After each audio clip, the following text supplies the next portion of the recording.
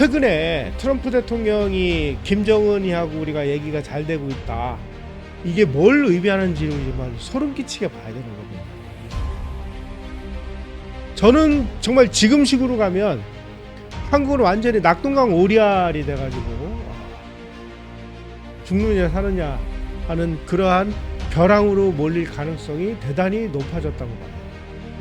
1970년대에 미국이 베트남을 버린 사례가 한국에서 다시 재현되지 말라는 보장이 있습니까? 우리 좀 냉정히 국제관계를 좀 우리 입장이 아닌 이 그 글로벌 입장에서 한번 볼 필요가 있어요. 지금 한국이 얼마나 위험한 상황에 와 있는지. 또 역사를 우리 대기자님을 통해서 이제 공부하다 보니까 예. 이 일본의 그 일제 시대만 바라봐야 되는 게 아니라 그때 당시 국제 정세가 예. 지금이랑 매우 비슷해요. 거의 비슷하다고 그렇죠. 하죠. 패권국이 예. 이제 영국이었고 예. 이 영국이 이제 러시아와의 전쟁을 하기 위해서 예. 이 일본과 청나라 그리고 예. 러시아가 이 전쟁을 하는데 그 가운데 이 대한민국의 지정학적 위치가 지금이랑 매우 똑같은데 예. 이 상황 가운데서 고종과 특별히 고종을 조종했다고 볼 수 있는 게 우리나라에서는 이제 명성황후로 알려져 있는 이 희대 저는 악녀라고 표현을 하는데 이 대한민국이 조선 초기 때보다 훨씬 못 사는 나라로 이제 만들기 시작하고 온갖 돈을 다 자기의 명예와 사치를 위해서 사용했던 게 이 명성황후 아닙니까? 이 명성황후가 우리가 역사를 공부해 보면 알다시피 중국과 붙었었고 그래서 청나라죠 그때 당시 그리고 러시아와 붙으면서 그때 당시 사실 러시아 전쟁이 이제 1904년도에 일어났잖아요, 그죠? 근데 제가 알기로는 이제 17년에 물론 혁명이 일어났지만 1903년도부터 이 레닌의 이제 공산당이 만들어졌기 때문에 그대로 우리가 러시아에게 장악을 당했으면 우리나라는 당연히 이 레닌의 그렇죠. 혁명 가운데 네. 지금 북한 같은 상황이 되어버리는 거잖아요. 그러니까 어떻게 보면 지금 우리가 이제 와서 보수와 좌파를 나누지만 엄밀히 따지면 이 고종과 명성황후는 공산주의 계열 가운데 있으면서 대한민국을 러시아에게 갖다 바치려고 했던 세력이라고 본다. 저는 이제 판단해야 된다고 보는 거거든요. 이 부분들에 대해서 한번 좀 설명해 주시면 감사하겠습니다. 그러니까 이 그 고종의 그 왕비인 그 민비가 자기 나름대로 뭐 열심히 그 일을 한 건 사실이에요. 근데 그 일을 한 결과물이 정말 그 극악무도한 그 이 나라에 해악을 끼치는 쪽으로 일을 한 게 큰 문제죠. 그럼 그 사람이 뭐 그 나라를 완전히 망치기 위해서 그런 짓을 했느냐? 자기 나름대로는 최선을 다했다고 아마 생각을 하지 않았을까요? 그런데 문제는 그 당시에 이제 세계적인 패권국은 영국이었고 그 영국에 도전하는 도전 세력은 러시아였습니다. 그래서 영국과 러시아가 아주 세계적인 쟁패전을 벌이고 러시아가 이 바다로 나오는 거를 영국이 전지구적인 차원에서 틀어막는 이런 작업이 이제 영러 그레이트 게임이잖아요. 이게 뭐 거의 100년 정도 계속돼 왔는데 그 와중에 이 국제 정세가 어떻게 돌아가는지도 모르고 고종과 민비는 오로지 내 왕권을 누가 어떤 외세하고 손을 잡아야 내 왕권을 보존할 수 있을까만을 생각을 했죠. 그러다 보니까 이제 러시아의 이 짜르가 야 우리하고 손잡으면 네 왕권 뭐 우리처럼 이 전제군주 뭐 이런 거 우리가 다 눈 감아줄게 여기에 그냥 휙 넘어가가지고 끝없이 러시아 세력을 한반도로 끌어들이느라고 이제 혈안이 돼 있었고 그러한 그 이 러시아를 한반도로 끌어들이는 그 주역이 민비였다는 거죠. 자 지금 한번 우리가 들여다볼까요? 지금 그 패권국이 미국입니다. 그 전에는 영국이었고 그 다음에 그 무렵에는 이제 러시아가 패권 도전국이었는데 지금은 중국이 패권 도전국이죠. 미국하고 중국이 그 이 신냉전을 벌이고 있어요. 그때 지금 한국은 전통적으로 한미 동맹이어서 미국하고 이 그 연합군이 돼서 미국하고 한국군이 연합군을 이뤄가지고 적하고 싸워야 되는데 그 한미 동맹을 깨고 나와서 지금 중국하고 뭔가를 짝짝꿍하려고 하는 세력들이 있잖아요. 그게 뭐 김영삼 정부서부터 김대중 정부를 거쳐가지고 문재인 뭐 이재명 정부 이르기까지 지금 뭐 그 안에 우글우글대는 사람이 전부 이 중국하고의 아주 긴밀한 네트워크를 가지고 있는 건 뭐 언론 보도 통해서 많이 그 보도가 됐으니까 아실 거예요. 왜 그래요? 저는 이거는 그 사람들과 이 그 청와대를 장악하고 한국의 이 좌파 세력들이 이념적인 동질성 때문이다. 이 사람들이 하자는 대로 한미 동맹을 깨고 중국하고 손잡고 뭘 하려고 보면은 아니 그러면은 이 전 지구적인 차원에서 지금 미중 신냉전을 벌이고 있는 미국 입장에서는 그러면은 이거 뭐 한국이 떨어져 나가면은 이제 그 구멍이 나는 거잖아요. 음. 지금 1세기 전에 러시아하고 영국이 싸우는 거랑 똑같은 상황이 벌어지는 거예요. 자, 그러면 그 다음에는 어떻게 될까요?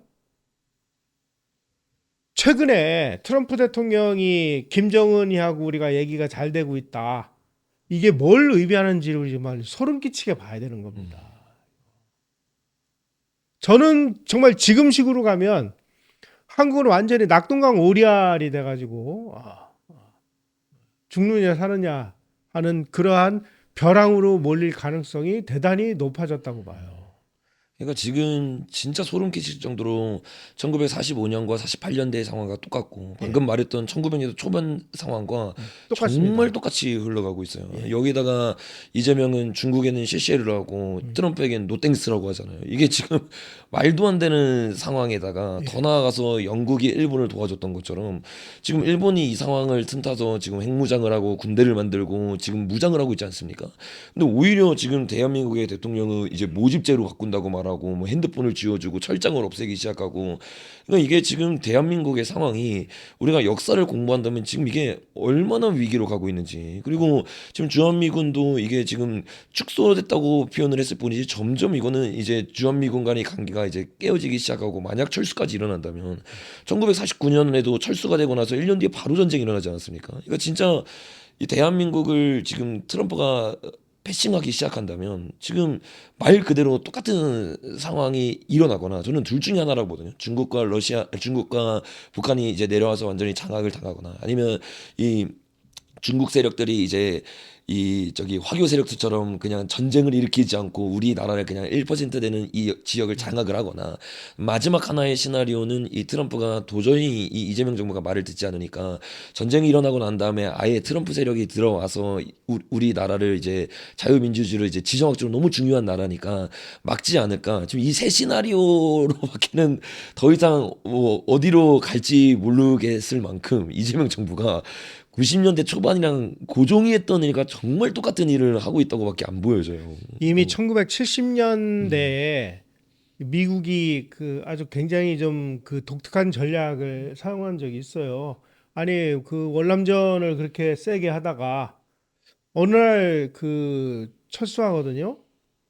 그리고 그 베트남을 이제 월명한테 넘겨주죠. 그리고 이제 중국하고 손을 잡고 소련을 이제 왕따시켜 가지고 소련을 이제 무너뜨리는 그런 일을 했어요. 지금 그 이재명 정부하고 이제 미국의 트럼프 행정부 입장에서 보면은 뭐 거의 돌이킬 수 없는 상황이 된 것 같아요. 뭐 한미 연합훈련도 막 이제 그 중간에 막 확 축소시켜 버리고 뭐 이런 일이 벌어지고 그 이미 트럼프 대통령하고 김정은이 싱가포르에서 회담을 할 때 그 당시에 그 트럼프의 사위가 백악관의 무슨 고문이었거든요. 굿이나요. 그때 이 그 사위가 김정은이한테 4분짜리 동영상을 보여준 게 언론에 보도가 됐어요. 그 내용이 뭐냐면은 원산에다가 트럼프 그 월드를 쫙 그 이 건설을 해서 예, 전 세계의 이 휴양지로 만들고 이걸 보여준 거예요. 우리하고 손잡고 북한 개혁 개방에서 니네들 가지고 있는 이 그 뭐 핵무기 이런 게 꼭 바다 건너 미국만 겨냥할 필요 뭐 있냐? 방향을 좀 뒤로 돌려. 이런 딜이 돼서 뭔가 트럼프가 김정은이하고만 해서 한반도를 잘만 관리만 된다면 뭐 한국에다가 굳이 뭐 그렇게 뭐 응? 싫다는 그 한국에서 그렇게 뭐 묘구도 먹어가면서 할 필요 뭐 있어요?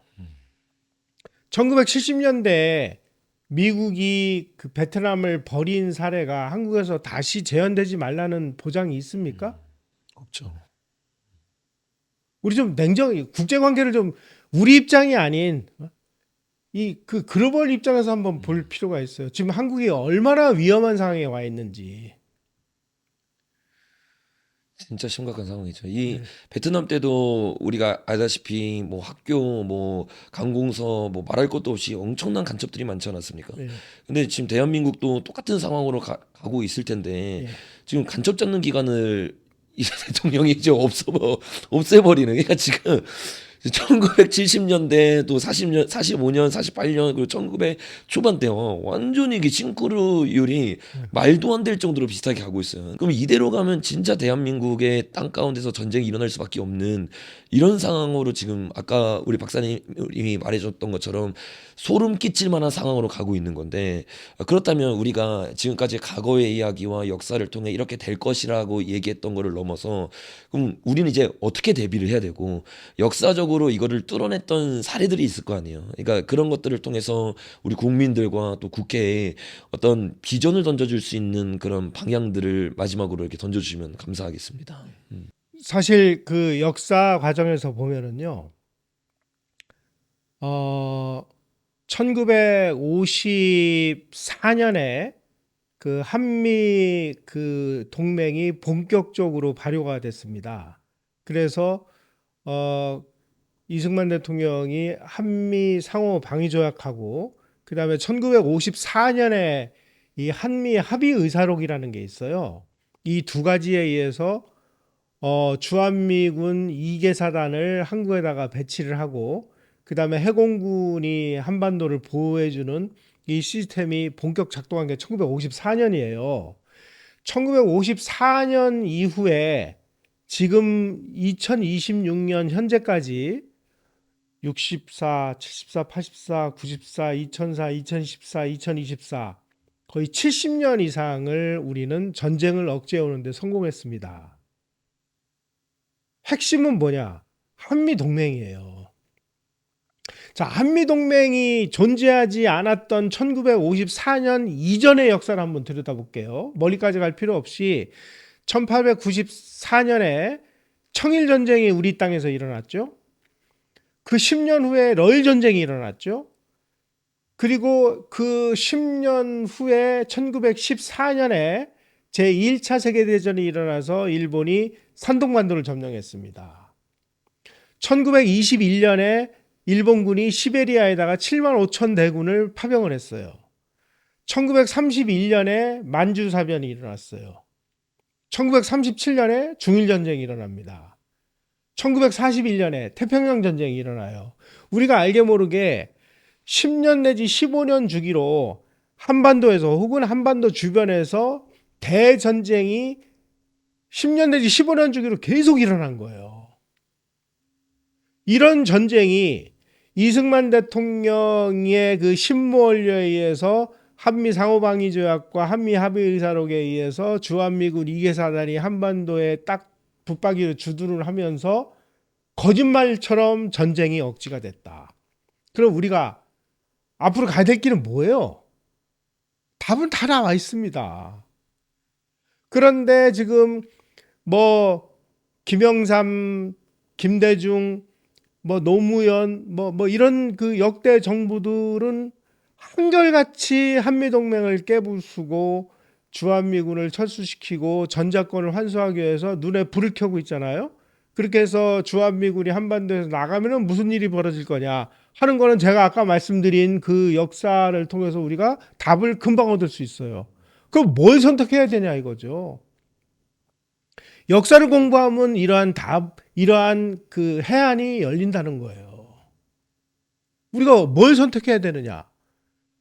죽으나 사나 한미동맹을 강화하는 수밖에는 없다. 그것이 한반도와 그 주변에서 전쟁을 억제하는 가장 확고부동한 불변의 진리다. 하는 거 역사가 지금 답을 주고 있는 겁니다. 지금이라도 우리 정신 바짝 차리고 저는 그래서 이런 그 생각까지 들어요. 지금 뭐 그동안에 계속 그 한미 간에 쟁점이 됐던 게 이 주한미군 그 주둔비 문제입니다. 그 주한미군 주둔비 우리가 다 부담을 할게. 미군 계속 주둔시켜 달라. 이렇게 저는 딜을 다시 시작을 할 수밖에 없다. 역사적으로 보면 그렇다. 이렇게 말씀을 드립니다.